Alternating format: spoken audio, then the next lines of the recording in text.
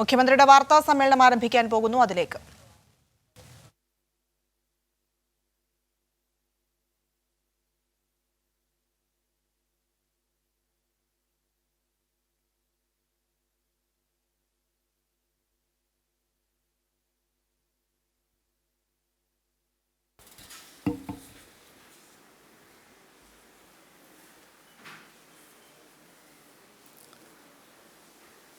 ഇന്ന് കോവിഡ് സ്ഥിരീകരിച്ചവരുടെ എണ്ണം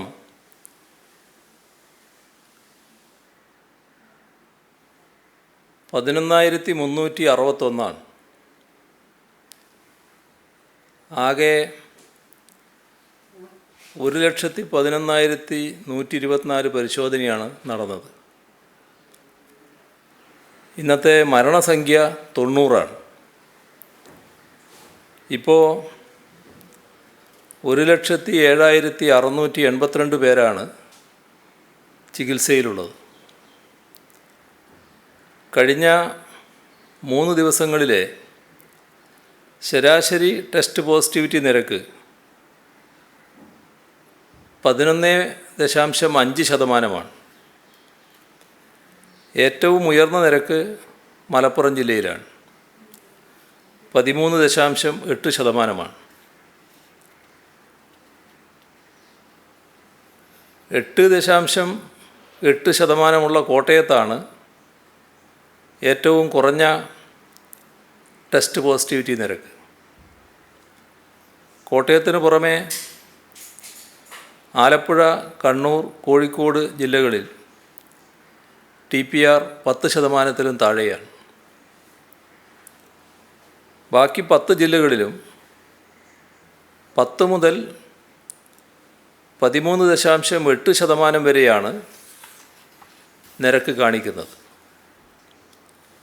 കഴിഞ്ഞ ആഴ്ചയുമായി താരതമ്യം ചെയ്യുമ്പോൾ ടെസ്റ്റ് പോസിറ്റിവിറ്റിയുടെ ഉയർച്ചാ നിരക്കിൽ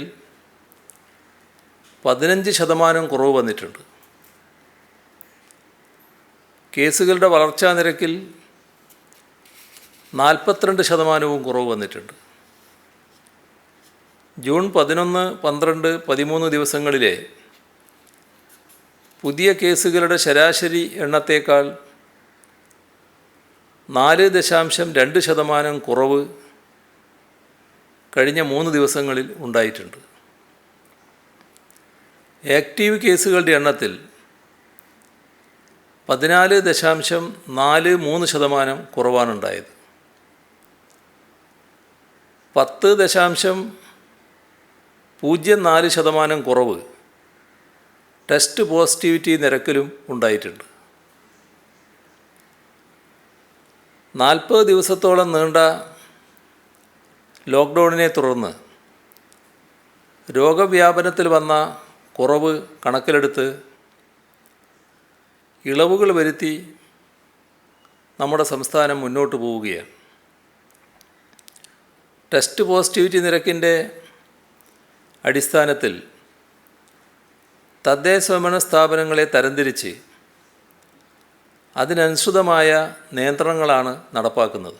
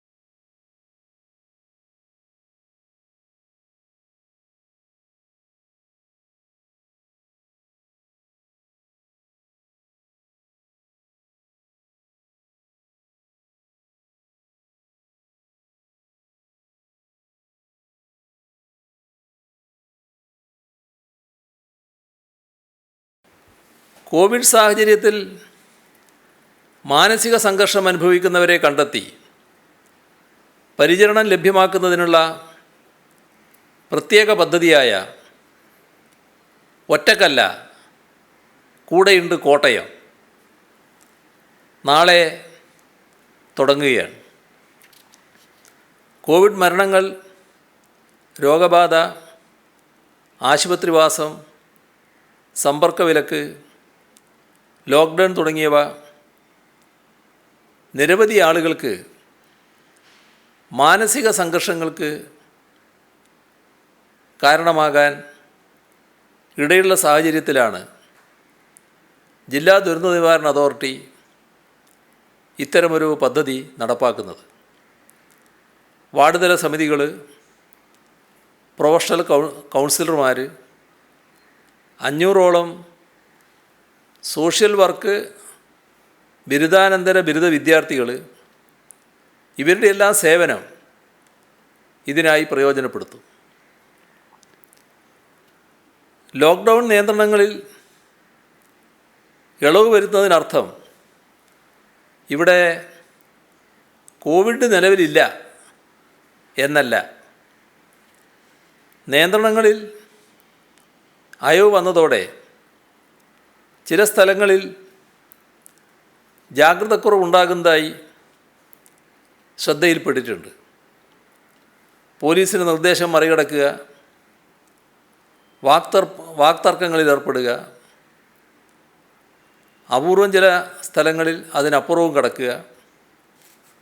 ഇത്തരം സംഭവങ്ങളിൽ നിയമലംഘകർക്കെതിരെ കർശന നടപടിയെടുക്കാൻ നിർദ്ദേശം നൽകിയിട്ടുണ്ട്. ഇത് കാറ്റഗറി എയിലായാലും ബിയിലായാലും എല്ലാ സ്ഥലങ്ങളിലും ബാധകമാണ് എന്നത് ഓർക്കേണ്ടതുണ്ട്. പല സ്ഥലങ്ങളിലും ക്വാറൻ്റൈനിൽ കഴിയുന്നവർ ക്വാറൻ്റൈനിലിരിക്കാതെ പുറത്തിറങ്ങുന്ന നിലയുണ്ട്.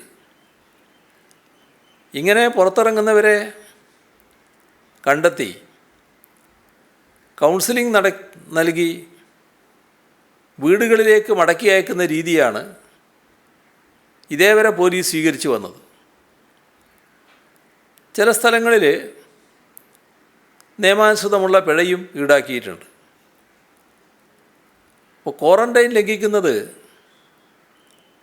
രോഗവ്യാപനം വർദ്ധിക്കുന്നതിനിടയാക്കും. അപ്പോൾ അത്തരത്തിൽ നിയമലംഘനം നടത്തുന്നവർക്കെതിരെ പകർച്ചവ്യാധി നിയമം, ഡിസാസ്റ്റർ മാനേജ്മെൻറ്റ് ആക്ട് ഇവയെല്ലാം അനുസരിച്ചുള്ള പ്രോസിക്യൂഷൻ നടപടി സ്വീകരിക്കാൻ പോലീസിന് നിർദ്ദേശം നൽകിയിട്ടുണ്ട്. കോവിഡ് അല്ലാത്ത രോഗങ്ങൾക്കുള്ള ചികിത്സ എല്ലാ രംഗത്തും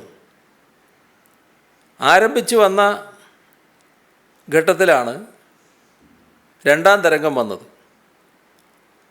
അതുകൊണ്ടാണ് വീണ്ടും കോവിഡ് ചികിത്സയിലേക്ക് നമുക്ക് മാറേണ്ടി വന്നത്.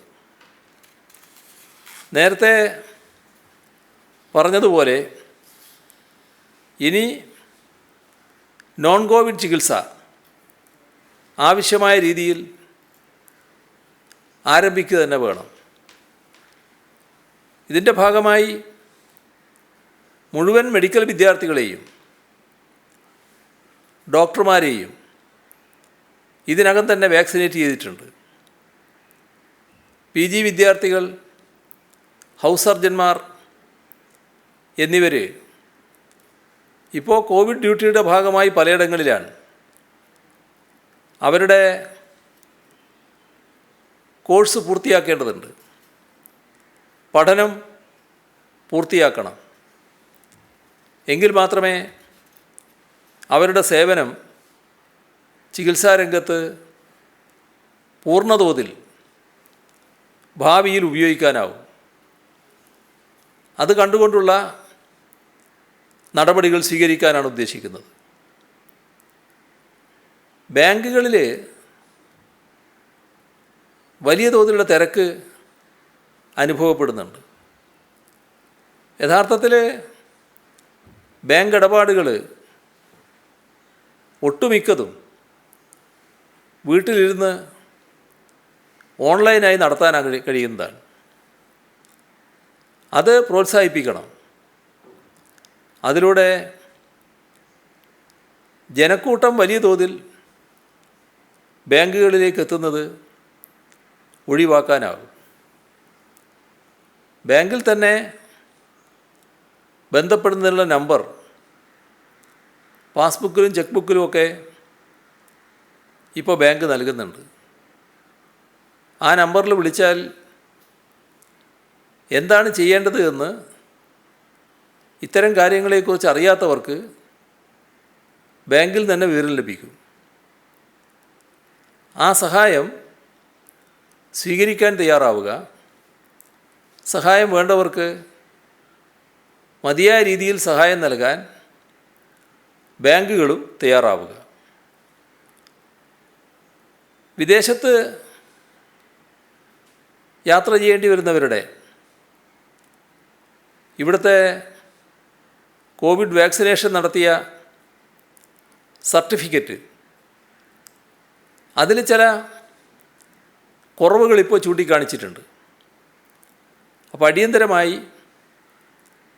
അവ പരിഹരിക്കാനുള്ള നിർദ്ദേശം നൽകിയിട്ടുണ്ട്. വാക്സിൻ രജിസ്ട്രേഷൻ കാര്യത്തിൽ ഭിന്നശേഷിക്കാർ, മുതിർന്ന പൗരന്മാർ,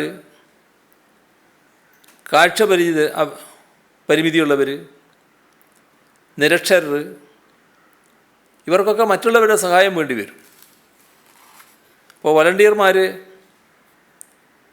താമസ സ്ഥലത്തെത്തി അവരെ സഹായിക്കുക എന്താണ് ഉദ്ദേശിക്കുന്നത്. കേരളത്തിൽ പൊതുവെ ഉയർന്നു വരുന്നൊരാക്ഷേപമാണ്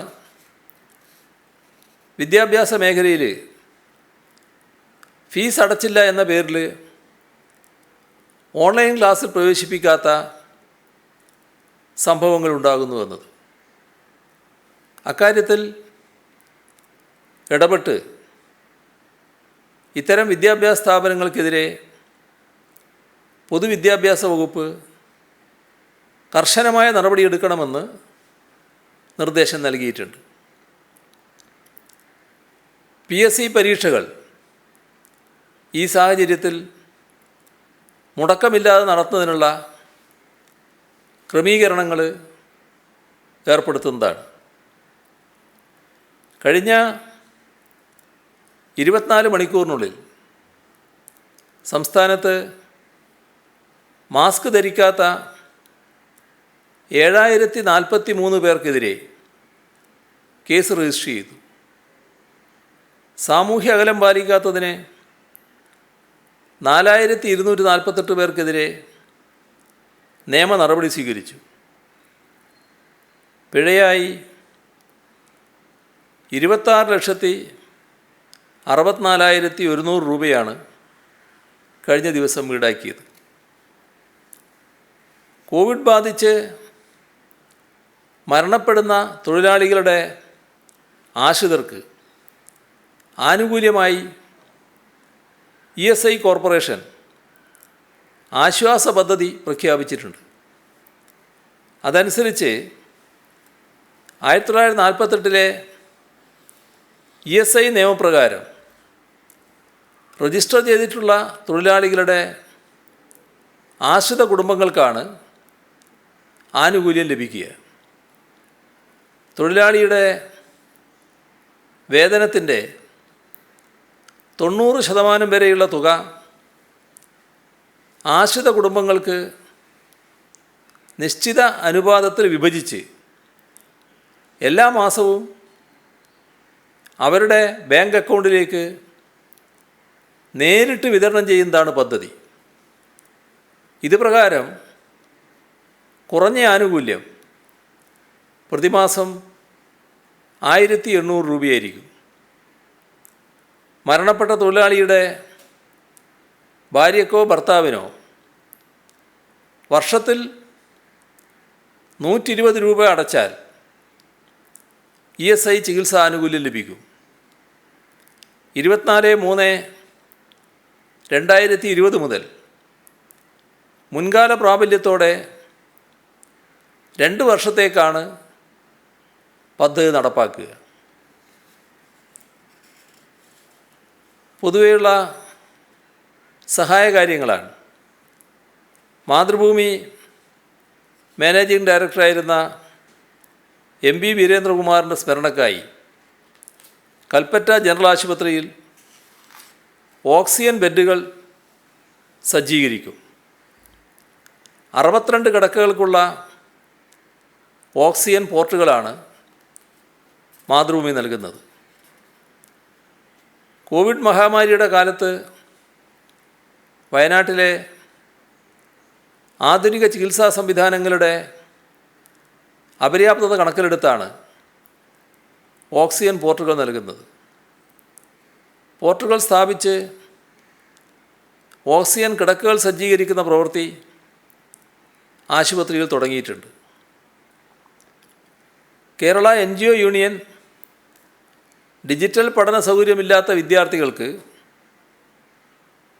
2,50,00,000 രൂപ ചെലവിട്ട് ഉപകരണങ്ങൾ വാങ്ങി നൽകാൻ തീരുമാനിച്ചതായി അറിയിച്ചിട്ടുണ്ട്. കേരള PSC എംപ്ലോയീസ് യൂണിയൻ അംഗങ്ങൾ ആദ്യ ഗഡുവായി ദുരിതാശ്വാസ നിധിയിലേക്ക് 61,17,918 രൂപ നൽകിയിട്ടുണ്ട്. തപാൽ മേഖലയിലെ ജീവനക്കാരുടെ സംഘടനയായ national federation of postal employees സംസ്ഥാന കമ്മിറ്റി 30,11,276 രൂപ.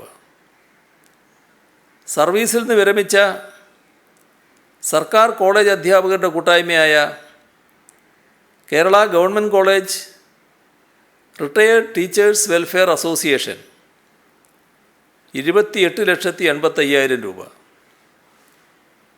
Kerala motor vehicle department gazetted officers association 12,05,500 രൂപ.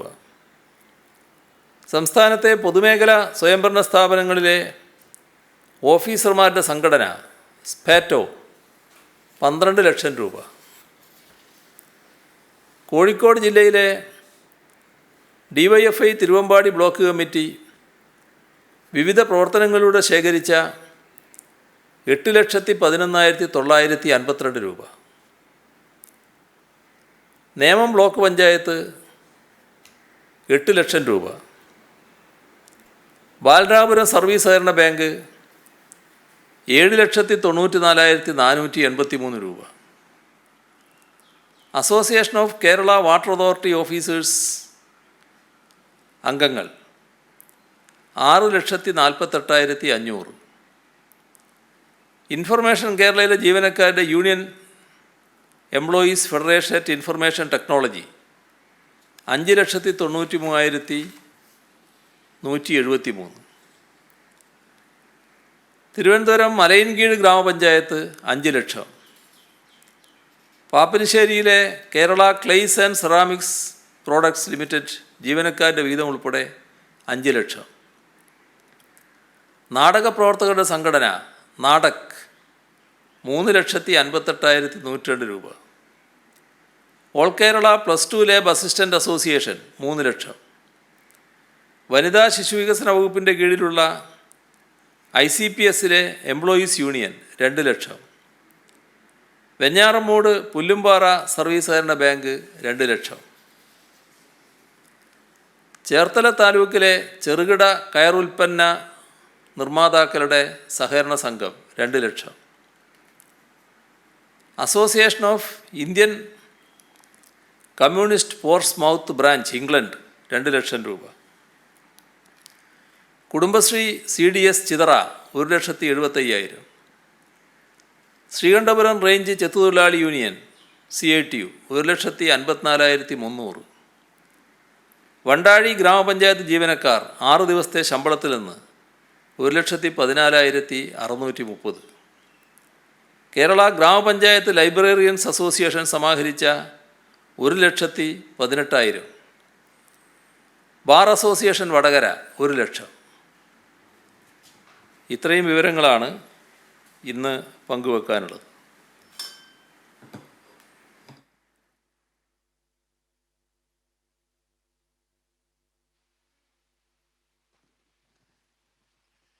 CM ഇളവുകൾ പ്രഖ്യാപിക്കുമ്പോൾ ഈ ആരാധനാലയങ്ങൾ തുറക്കണമെന്ന ആവശ്യം പല കോണുകളിൽ നിന്ന് ഉയർന്നു വരുന്നുണ്ട്. ഇന്നിപ്പോൾ KPCC അധ്യക്ഷൻ അടക്കമുള്ളവർ ആരാധനാലയങ്ങൾ തുറക്കണമെന്ന് ആവശ്യപ്പെട്ടിട്ടുണ്ട്. അതുപോലെ തന്നെ രണ്ടാമത്തെ കാര്യം, ബാർബർ ഷോപ്പുകൾ തുറക്കാൻ അനുമതി നൽകി. ഈ ബ്യൂട്ടി പാർലർ തുറക്കാൻ അനുമതിയില്ല, പക്ഷേ അവിടെ മുടി വെട്ടാനുള്ള അനുമതി കൊടുക്കുമോയെന്ന് അവരുടെ സംഘടന ചോദിക്കുന്നുണ്ട്. വേറെ ഫേഷ്യൽ അടക്കം ഒന്നുമില്ലാതെ മുടി വെട്ടാൻ മാത്രം അനുമതി കൊടുക്കുമോയെന്ന് ചോദിക്കുന്നുണ്ട്. ഇതിൽ ആരാധനാലയങ്ങൾ ഏറ്റവും നല്ല സാഹചര്യം വരുമ്പോൾ ആദ്യം തന്നെ തുറക്കാമെന്നുള്ളത് തന്നെയാണ് ഗവൺമെൻറ് കാണുന്നത്. ഇപ്പോഴത്തെ അവസ്ഥ നല്ല രീതിയിൽ ഈ രോഗവ്യാപന തോത് കുറഞ്ഞു വരുന്നതായി കാണുന്നുണ്ട്. അത്തരം കാര്യങ്ങളെക്കുറിച്ച് ഒരാഴ്ച എത്തിയൊരു നിഗമനത്തിലെത്താമെന്നാണ് കണ്ടത്. നേരത്തെ നമ്മൾ പ്രഖ്യാപിക്കുമ്പോൾ തന്നെ കണ്ടിട്ടുള്ള കാര്യം, അടുത്ത ബുധനാഴ്ച വരെയാണ് ഈ പറയുന്ന ഇപ്പോഴത്തെ നില തുടരുന്നത്. അപ്പോൾ ഈ ഒരാഴ്ചക്കാലം ഏത് തരത്തിലാണ് കാര്യങ്ങൾ എന്ന് നോക്കി ആവശ്യമായ ഇളവുകൾ കുറച്ചുകൂടി അനുവദിക്കുന്ന നില സ്വീകരിക്കാമെന്ന് തന്നെയാണ് ഗവൺമെൻറ് കണ്ടിട്ടുള്ളത്. അപ്പോൾ ആ വിലയിരുത്തലിലേക്ക് ഇന്ന് പോയിട്ടില്ല. അത് ബുധനാഴ്ച മുതൽ ചെയ്യാൻ പറ്റുന്ന കാര്യം ചൊവ്വാഴ്ച പരിശോധിച്ച് തീർച്ചപ്പെടുത്തുന്ന നിലയാണ് സ്വീകരിക്കുക. ആരാധനാലയങ്ങൾ പൂർണ്ണമായിട്ട് അടച്ചിടുക എന്നല്ല ഗവൺമെൻറ് ഉദ്ദേശിക്കുന്നത്. ഇതിന് പലതിനും നമ്മൾ നിർബന്ധിതമായതാണല്ലോ. അപ്പോൾ ഏറ്റവും വേഗതയിൽ തുറക്കാൻ പറ്റുന്ന സാഹചര്യം ഉണ്ടാകട്ടെ, അപ്പോൾ അത് തുറക്കുന്ന നില തന്നെ സ്വീകരിക്കും. മറ്റേ ബാർബർ ഷോപ്പിൻ്റെ ഭാഗമായിട്ടുള്ള കാര്യങ്ങൾ ചെയ്യാമെന്ന് തന്നെയാണ് കാണുന്നത്. CM ഈ കോവാക്സിൻ്റെ 2ാം ഡോസ് എടുക്കേണ്ടവർക്ക്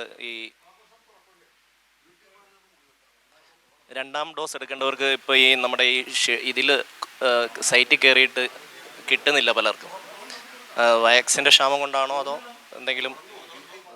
വാക്സിൻ്റെ ആവശ്യമായത്ര കോവാക്സിൻ ലഭ്യമാകുന്നതിന് ഹെൽത്ത് ഡിപ്പാർട്ട്മെൻറ്റ് ആവശ്യമായ നടപടിയെടുക്കുന്നുണ്ട്. അതിൻ്റെ ഭാഗമായി 2ാം ഡോസ് കൊടുക്കേണ്ടവർക്ക് കൊടുക്കാനുള്ള കാര്യങ്ങൾ ഉറപ്പാക്കും. അതിനുള്ള നടപടികൾ തുറന്നു വരുന്നുണ്ട്. ഇപ്പോൾ ഈ അൺലോക്ക് തുടങ്ങിയിരിക്കുന്ന ഒരു സാഹചര്യത്തിൽ ഈ ഇൻഡോർ ഷൂട്ടിങ്ങുകളൊക്കെ അനുവദിക്കുമോ എന്നൊരു ചോദ്യമുണ്ട്. അതായത് പ്രധാനമായും സീരിയലുകളും മറ്റ് ഇൻഡോർ ഷൂട്ടുകളും ഒപ്പം ഹോട്ടലുകളിലും റിലാക്സേഷൻ കൊടുക്കുമോ? ഈ 2 ചോദ്യം. അതൊക്കെ ക്രമത്തിൽ ചെയ്യേണ്ട കാര്യങ്ങളാണ്.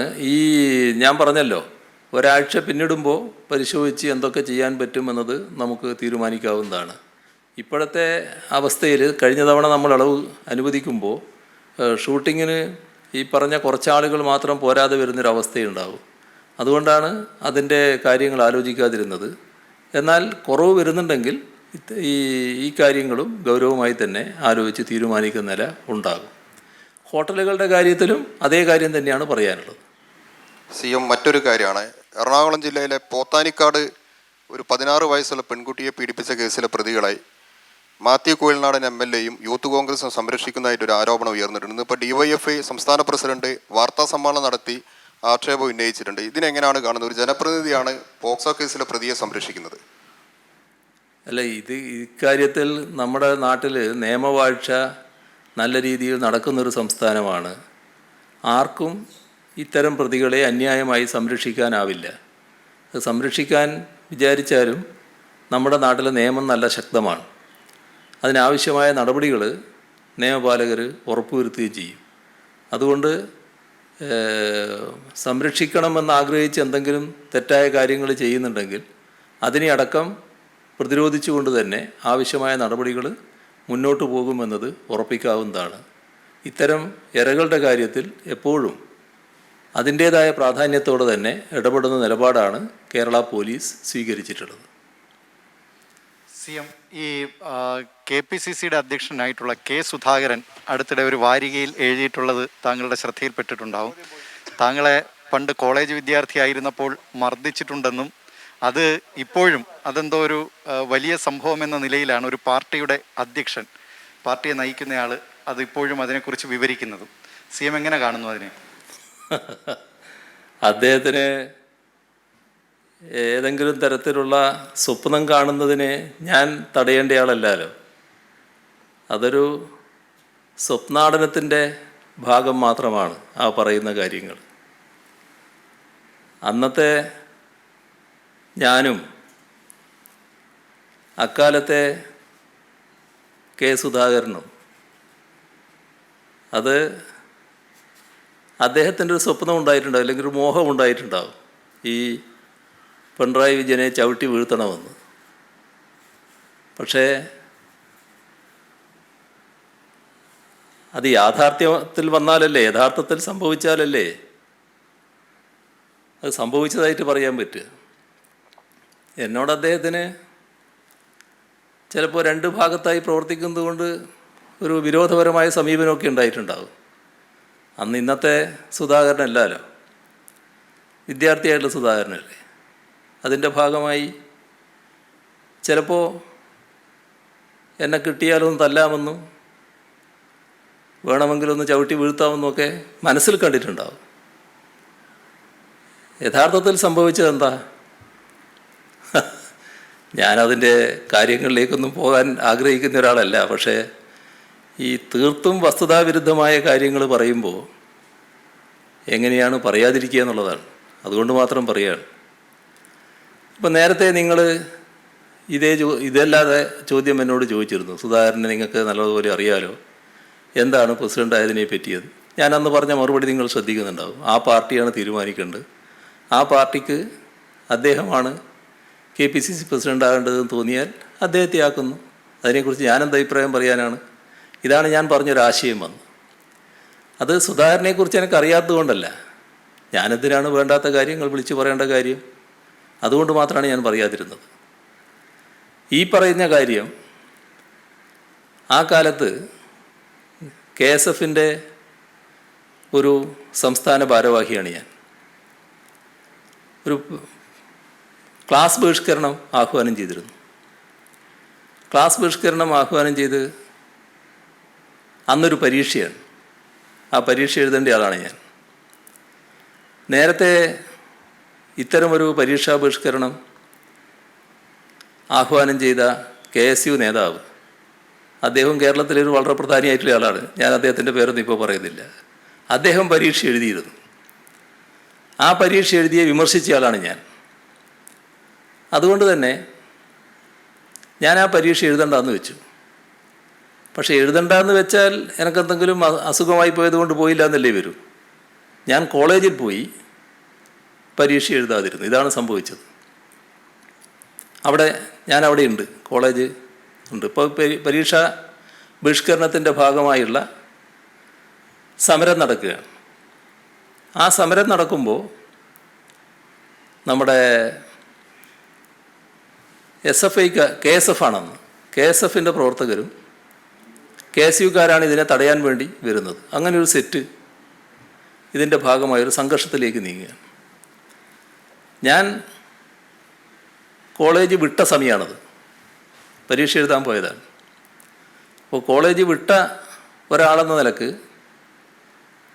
കോളേജിനകത്ത് ഞാൻ ചെല്ലുമ്പോഴുള്ള എൻ്റെ പരിമിതിയുണ്ട്. ആ പരിമിതി മനസ്സിൽ വെച്ചുകൊണ്ടാണ് ഞാൻ നിൽക്കുന്നത്. അപ്പോഴാണൊരു വല്ലാത്ത സംഘർഷാവസ്ഥയിലേക്ക് കാര്യങ്ങൾ നീങ്ങുന്നത്. സംഘർഷാവസ്ഥയിലേക്ക് കാര്യങ്ങൾ നീങ്ങിയപ്പോൾ ഈ സുധാകരൻ അപ്പോൾ ഉണ്ട്. സുധാകരനെ എനിക്കന്നറിയില്ല, സുധാകരൻ ആ കൂട്ടത്തിലുണ്ട്. അന്നത്തെ എല്ലാവരും ചെറുപ്പകാലമല്ലേ, വിദ്യാർത്ഥികളല്ലേ, ഇന്ന് കാണുന്ന രീതിയൊന്നും ആയിരിക്കില്ലല്ലോ. അപ്പോൾ എനിക്ക് എൻ്റെ മനസ്സിലുള്ളത് എന്താ, ഈ സംഘർഷത്തിൽ ഞാൻ ഉൾപ്പെടാതിരിക്കണം. ബ്രണ്ണൻ കോളേജിൽ വിട്ടൊരു കാലം നിലക്ക് കോളേജിനകത്ത് ചെന്ന് അവിടെയുള്ളൊരു സംഘർഷത്തിലുണ്ടായി, ഒരു അടിപിടിയിലുണ്ടായി എന്നൊരു നില വരരുത്. ഇതാണ് എൻ്റെ മനസ്സിലുള്ളത്. പക്ഷേ സംഗതി കൈവിട്ടു പോകുന്നു. അങ്ങനെ വന്നപ്പോൾ ഈ ചെറുപ്പക്കാരൻ്റെ നേരെ ഒരു പ്രത്യേക രീതിയിലുള്ള റിയാക്ഷൻ ഞാൻ എടുത്തു. അയാളെ ശരീരം തൊട്ടില്ല, അയാളെ ഒന്നും ചെയ്തില്ല. ഈ രണ്ട് കൈയും കൂട്ടി ഇങ്ങനെ ഇടിക്കുകയാണ്. ഇപ്പോൾ ഇടിക്കുന്ന പോലെയല്ല കേട്ടോ, ഒരു സംഘർഷ സ്ഥലത്ത് വെച്ചുള്ള സംഭവമാണ്. ഈ ഇടിയിൽ ഒരു വല്ലാത്ത ശബ്ദം ഉണ്ടാകുകയാണ്. സ്വാഭാവികമായി അതിൻ്റെ പിന്നാലെയുള്ള ചില വാക്കുകളും വരും. അതെന്താണെന്ന് നിങ്ങൾ ഊഹിച്ചാൽ മതി ഇയാളുടെ നേരെ. അപ്പോൾ ഇയാളുടെ നേതാവായിട്ടുള്ള ബാലനുണ്ട്. ബാലനൊക്കെ ഞങ്ങൾ സുഹൃത്തുക്കളുമാണ്, ഞങ്ങൾ തമ്മിൽ പരസ്പരം അറിയുന്നതാണ്. ബാലൻ വന്ന് എന്നെ നേരെ ഇങ്ങനെ പിടിച്ചു, അയ്യോ വിജയ ഒന്നും ചെയ്യല്ലേ എന്ന് പറഞ്ഞു. അന്ന് ഞാൻ പറഞ്ഞ വാചകം ഇന്ന് പറയാൻ പറ്റുമോ എന്നറിയില്ല, പിടിച്ചു കൊണ്ടുപോടാ, ആരാ ഇവൻ. ഇവനെയും പിടിച്ച ആളുകൾ അങ്ങോട്ട് പോയി. ഇതാണ് സംഭവിച്ചത്. അത്രയും സുധാകരൻ ഇപ്പോൾ മനസ്സിലാക്കിക്കോ, അവിടെ അത് നിന്നത് ബ്രണ്ണൻ കോളേജ് വിട്ട ഒരാളെന്ന നിലക്ക് കോളേജിൽ പരീക്ഷ എഴുതാൻ പോയ ഒരാൾ മാത്രമായതുകൊണ്ടാണ് എന്നതും ഓർത്താൽ നല്ലത്. പിന്നെയല്ല അദ്ദേഹത്തിൻ്റെ മനസ്സിലുള്ള കണക്കുകൂട്ടൽ. പിന്നെ അദ്ദേഹത്തിൻ്റെ വേറൊരു കണക്കുകൂട്ടൽ. അദ്ദേഹം പറയാണ്, ഇതൊക്കെ പറഞ്ഞാൽ കുറച്ച് സ്വയം പുകഴ്ത്തലായിട്ട് വന്നു പോകും, അതുകൊണ്ട് എല്ലാ കാര്യത്തിലേക്കൊന്നും ഞാനിപ്പോൾ കടക്കുന്നില്ല. ഏതോ ഒരു ഫ്രാൻസിസിൻ്റെ കാര്യം പറയുന്നുണ്ട്. ഫ്രാൻസിസ് എപ്പോഴും കത്തിയും കൊണ്ട് നടക്കുന്നയാളാണ്. ഞങ്ങളാരും ഇതൊന്നും കാണാത്തവരാണെന്നൊന്ന് ഞാൻ പറയുന്നില്ല കേട്ടോ. കത്തിയും കൊണ്ടൊക്കെ നടക്കുന്നവരെ ഞങ്ങൾ കണ്ടിട്ടില്ലേ, അതൊന്നും കാണാത്തവരെല്ലാവരും. അപ്പം ഞാനെന്തോ അവിടെ ആൽത്തറയിൽ വെച്ച് സംസാരിക്കുകയാണ് ഒരു പൊതുയോഗത്തിൽ. ഈ ഫ്രാൻസിസിനെ കുറിച്ച് പറഞ്ഞു. ഫ്രാൻസിസ് അപ്പോൾ ചാടി വീണ് ഈ സ്റ്റേജിലേക്ക് ചാടി കയറി, എന്നിട്ട് മൈക്കെടുത്ത് എൻ്റെ തലക്കടിച്ചു. അപ്പം ഞാൻ മാറിയത് കൊണ്ട് രക്ഷപ്പെട്ടു. ഇവരെല്ലാവരും കൂടി വന്ന് പിന്നെ എന്നെ അടിച്ച് വീഴ്ത്തി എന്നാണ് പറയുന്നത്. അതും അദ്ദേഹത്തിൻ്റെ ഒരു മോഹമായിരിക്കാം. ഈ ഫ്രാൻസിസ് ഞാൻ കോളേജ് വിടുന്നവരെ അവിടെ ഇല്ല. എൻ്റെ ശരീരത്തിനടുത്തേക്ക് വരണമെന്ന് ആഗ്രഹിക്കുന്ന പല ആൾക്കാരും ഉണ്ടായിട്ടുണ്ടാവും ഇത് ആക്രമിക്കാൻ. പക്ഷേ ആരും ശരീരത്തിനടുത്തേക്ക് എത്തിയിട്ടില്ല കേട്ടോ. നേരത്തെ പോലീസുകാർ ചെയ്തത് മാത്രമേ ഉള്ളൂ. അത് മനസ്സിലായിക്കോളൂ. അത് സുധാകരൻ പറയുന്നുണ്ടല്ലോ, അയാൾ കളരി പഠിച്ചു. ആ കളരി പഠിച്ചതുകൊണ്ടൊന്നുമല്ല. ഞാൻ എൻ്റെ പ്രസ്ഥാനത്തിൻ്റെ ഭാഗമായിട്ടാണല്ലോ എല്ലാ കാലത്തും നിന്നിട്ടുള്ളത്. ബ്രണ്ണൻ കോളേജിൽ KSUവിന് മൃഗീയ ആധിപത്യമുള്ള കാലത്താണ് ഞാൻ അവിടെ ചെല്ലുന്നത്.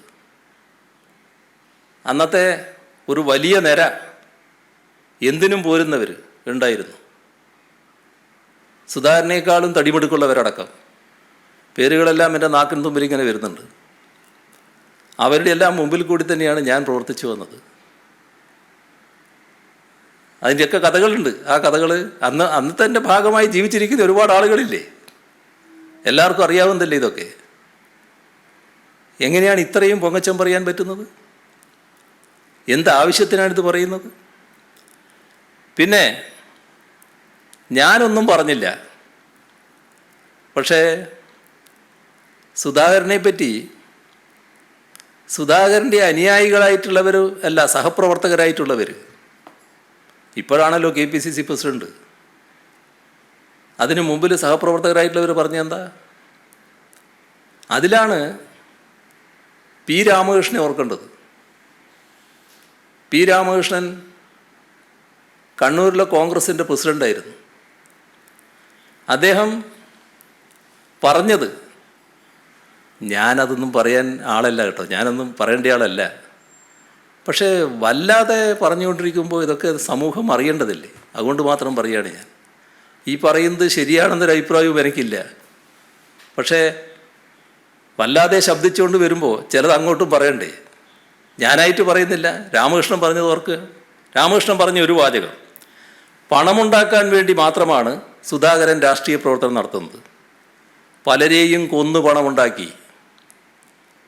പിണറായി വിജയൻ പറഞ്ഞതല്ല, P. രാമകൃഷ്ണൻ എന്ന കോൺഗ്രസിൻ്റെ കണ്ണൂരിലെ പ്രധാനപ്പെട്ട നേതാക്കളിൽ ഒരാൾ. വിദേശ കറൻസി ഇടപാടുള്ള സുധാകരന് ബ്ലേഡ് കമ്പനികളുണ്ട്. മണൽ മാഫിയയുമായും നേരിട്ട് ബന്ധമുണ്ട്. രാഷ്ട്രീയ പ്രവർത്തനത്തിന് പറ്റിയ ആളല്ല സുധാകരൻ. നേതാക്കൾക്ക് അയാളെ പേടിയാണ്. കൊല്ലപ്പെട്ടവർക്കായി പിരിച്ച പണം സ്വന്തം പോക്കറ്റിലാക്കുന്നു. രാമകൃഷ്ണൻ്റെ വാചകങ്ങൾ എന്തായിരുന്നു എന്ന് സുധാകരൻ ഓർക്കുന്നത് നല്ലതാണ്. അലഞ്ഞ് നടന്നു വന്ന റാസ്കലാണ് സുധാകരൻ, ഭീരുവുമാണ്. ജയിച്ചതിന് ശേഷം MP തിരിഞ്ഞു നോക്കാത്ത പ്രദേശങ്ങൾ കണ്ണൂരിലുണ്ട്. സുധാകരൻ വന്നതിന് ശേഷമുള്ള തെരഞ്ഞെടുപ്പുകളിലാണ് കാസർഗോഡ്, കണ്ണൂർ, വടകര മേഖലകളിൽ കൂടുതൽ തോൽവിയുണ്ടാകുന്നത്. ഞങ്ങളാരും പറഞ്ഞതല്ല, CPM-കാർ പറഞ്ഞതല്ല, അദ്ദേഹത്തിൻ്റെ കണ്ണൂരിലെ ഏറ്റവും അടുത്തറിയാവുന്ന നേതാവ് പറഞ്ഞ കാര്യങ്ങൾ. പിന്നെ സുധാകരനോടൊപ്പം ഉണ്ടായിരുന്നവരെക്കുറിച്ച് പറഞ്ഞ കാര്യം ഞാനതൊന്നും ദീർഘിപ്പിച്ച് പറയുന്നില്ല.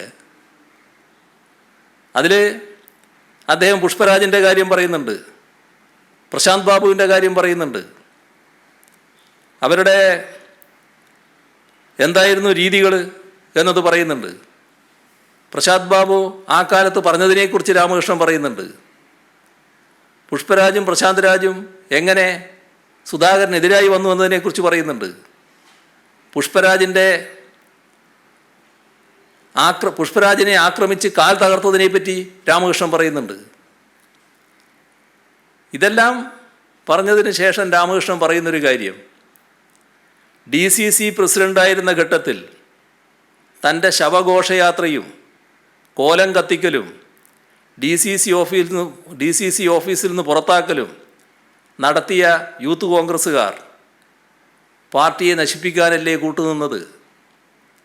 സുധാകരൻ്റെ ചെയ്തികൾ തുറന്നു പറഞ്ഞതിന് DCC ഓഫീസിൽ കയറാൻ സമ്മതിച്ചില്ല. ആരെ? DCC പ്രസിഡൻ്റായ രാമകൃഷ്ണനെ. ഗൂണ്ടകൾ തനിക്കെതിരെയും ബോംബ് ഭീഷണി മുടക്കി. നല്ല രീതിയിൽ പാർട്ടിയെ നയിക്കുന്ന ഘട്ടത്തിലാണ് തന്നെ വലിച്ച് താഴെ ഇറക്കി പാർട്ടിയെ അനാഥമാക്കിയത്. ഇപ്പോൾ രാമകൃഷ്ണൻ ജീവിച്ചിരിപ്പില്ലെങ്കിലും അദ്ദേഹത്തിൻ്റെ വാക്കുകൾ ഇപ്പോഴും പൊതുവേദിയിൽ ലഭ്യമാണ്.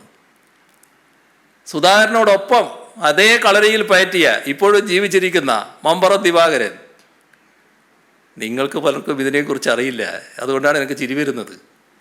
മമ്പറം ദിവാകരൻ ആരാണ് എന്നൊക്കെ സുധാകരനോടൊപ്പം അവിടെയുള്ള എല്ലാവർക്കും അറിയാം. അദ്ദേഹം പറഞ്ഞിട്ടുണ്ട് ഒരു അഭിമുഖം, അത് ഞാൻ ഉദ്ധരിക്കാം.